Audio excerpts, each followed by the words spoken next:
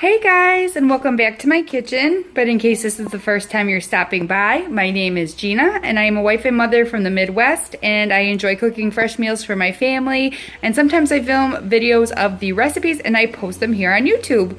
So today's dinner we are going to be having Chana masala, and I decided to make a video of this because it is a fairly popular like Indian Pakistani dish in regards to takeout. And when I posted pictures last time on Instagram, which is a while back, a lot of people asked for the recipe, so here you go. This is a super simple dish made with very humble and easily accessible ingredients. I would say the most exotic ingredients are the spices, so I guess without further ado, let's go ahead and jump in. So we are going to be using obviously fresh garlic, 4 cloves of that, a whole white onion, 1 serrano chile, which sometimes they have like those Thai green chilies and that would be more authentic, but I just don't have those right though. So you just need something to give it a little bit of heat. I have some fresh ginger here. And in case you haven't seen my other videos where I've talked about this, I always buy fresh ginger when it's cheap whole and then peel it and then like chop it into like 1-inch cubes, and then you freeze it and it stays good for like ever in your freezer. So that's the dealio with that. We're going to need some fresh cilantro. We're going to be using a can of these muti polpa, which I absolutely adore these tomatoes. They are so delicious. They are wonderful texture. These are just really high quality tomatoes and I recommend getting these. We're going to need 2 cans of garbanzo beans or chickpeas, which are going to be drained and rinsed. And then the rest of it is basically just spices. So we're going to be using some black pepper. I forgot to pull out the salt, obviously. Some turmeric, some ground coriander, black mustard seed, which is very important and super delicious. Do not skip that. Garam masala, which in case you're not familiar with, that is a spice blend. So this is like a bunch of spices blended up. And then whole cumin seed. And it is important that it is cumin seed and not cumin powder. And then lastly, I'm going to be serving it with some basmati rice on the side because that's traditional and also delish. So that is what we're going to be using. And then of course, as usual, I forgot to include our oil. We need some type of oil. It could be vegetable oil, it could be olive oil, it could be avocado oil, it could be coconut oil, whatever kind of oil you like. So the only prep that we have to do is going ahead and chopping up our garlic and our ginger, and then chopping up our onion and our chile. So I'm just going to go ahead and get that taken care of, and I will be back when we're ready to start frying our onions. Alright guys, so the first thing you want to do is heat up your pan on medium heat and then add your onions in with a little bit of olive oil or whatever your oil is. And as you can see, I chose these like half moon mezzaluna shapes that I like to do, but you could just chop it, it's totally up to you. And then I'm going to add in a pinch, which would be equivalent to like about 1/4 teaspoon of sea salt. You always want to salt your onions while you're sauteing them because it helps them release their moisture faster. And if you're not familiar with Indian and Pakistani food, they cook their onions very, very deep colored, like I guess you'd say like borderline burnt, but it really adds a lot of flavor to the dish. So you do want them to cook down, more quickly because it's going to take a while. So that's why we want to get this going right away. And then my water, I'm getting that going for my rice, and I will be back in a sec. Okay, so my rice is going, and I just measure out 2 cups of water and then put a 1/2 teaspoon of salt in there, bring it to a boil, toss in the basmati rice, which you can rinse it. You don't have to rinse it. I don't rinse it, but you can if you want to. And then you set the timer for 15 minutes and it'll be done. Once that's done, you just turn off the heat and leave it there while you're finishing your dish. So I went ahead and I grated up our ginger and our garlic on this microplane. I tried grating the chile just to see if it did it good, and it really doesn't. I mean, there's seeds in there. I don't know why I thought I could do that. So, I mean, about half of it's grated, and the rest of it is just finely chopped. And then as soon as these are deep and dark brown, we will be tossing in our spices like the garlic, ginger, the chiles, and then all of the dry stuff. So I think I'm going to go ahead and drain and rinse my chickpeas, open up my can of tomatoes, and then get my spices pre-measured out so I can tell you exactly what those measurements are, because these have a little bit more time to go. I actually might turn down the heat because the edges are burning, but they're still not cooked on the inside, and we do want them to be nice and dark. I wanted to jump on and dictate to you guys what the measurements of these spices and herbs are.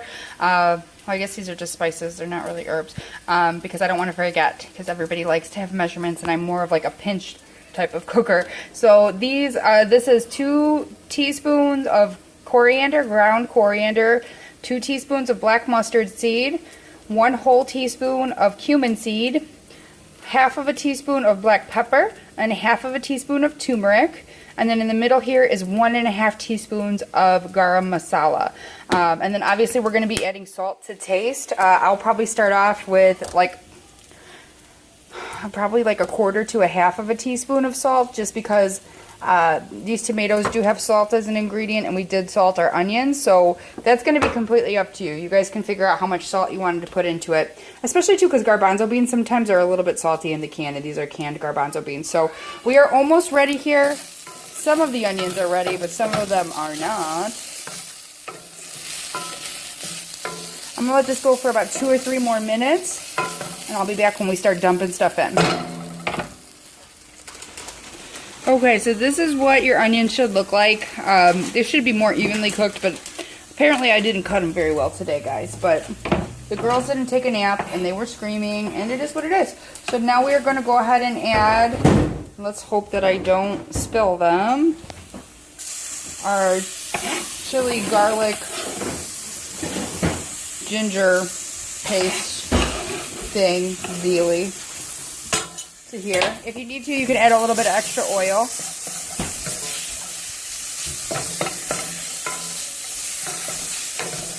And this is going to be really fragrant, guys. And then I actually do need a drizzle of oil, because we are going to be dumping in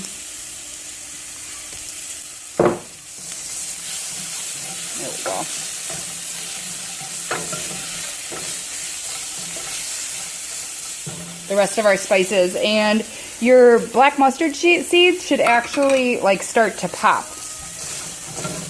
I don't know if you're going to be able to hear it.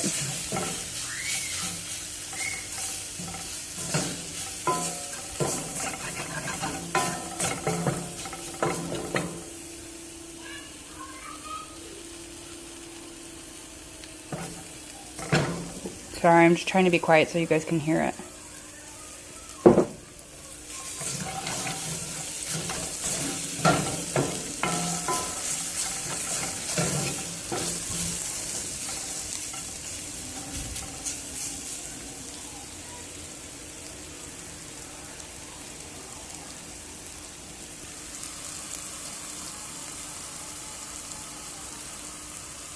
No, you can't hear it. Sorry, guys. All right.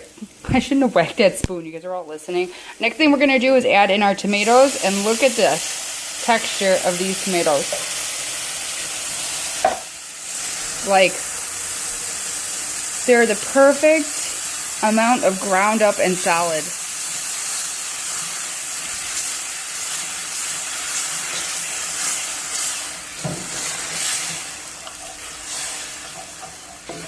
Oh man, this is smelling good. And we're just trying to scrape up all of that fond. And fond is the fancy name for the brown bits that are stuck to the bottom of the pan.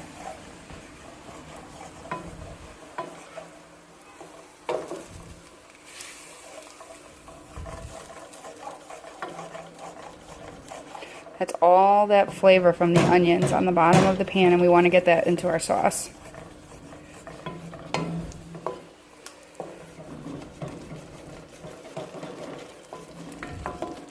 Okay, so next thing we're going to do is dump in our chickpeas. It's a little bit spicy, so you might cough a little bit.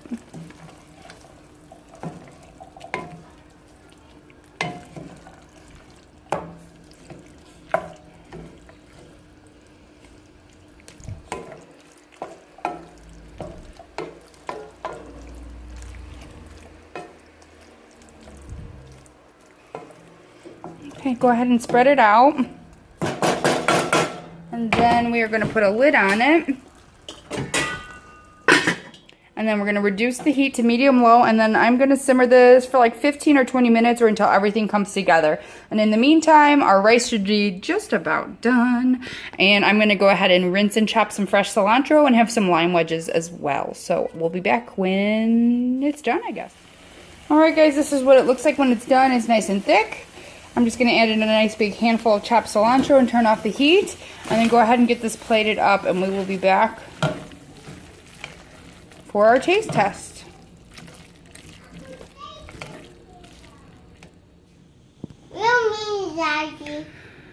All right, guys, this is our finished dish. As you can see, I've plated it up with the basmati rice on the side, and then we've got the Chana masala over here. Honestly, I probably could have added a little bit of water to this before I served it up. I did dry it out a little bit too much because I was outside chit-chatting with my neighbor, who happens to be my sister. She just moved in next door, which is super cool. They also have a YouTube channel called Fin Family Fun, which you should check out, and I will post a link in the description box below. But this is an extremely warming dish because of all the spices, so this is really good for fall. And it is healthy. It is full of fiber and protein. It is, vegan and vegetarian friendly, and there's not really anything that you can go wrong with. So let's give it a try because Daniel is not yet with us, and I am hungry. Me hungry. Really, really good, guys.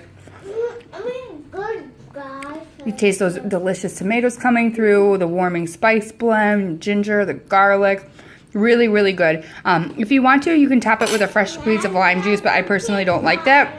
But it's up to you. So I guess that's the end of our video for Chana Masala. Thank you so much for stopping by. If you liked my video, I'd appreciate it if you could give me a thumbs up, or if you'd consider subscribing to my channel.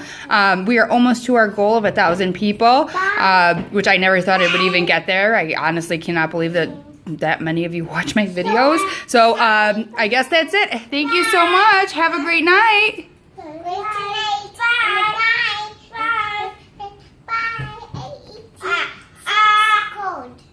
Yeah.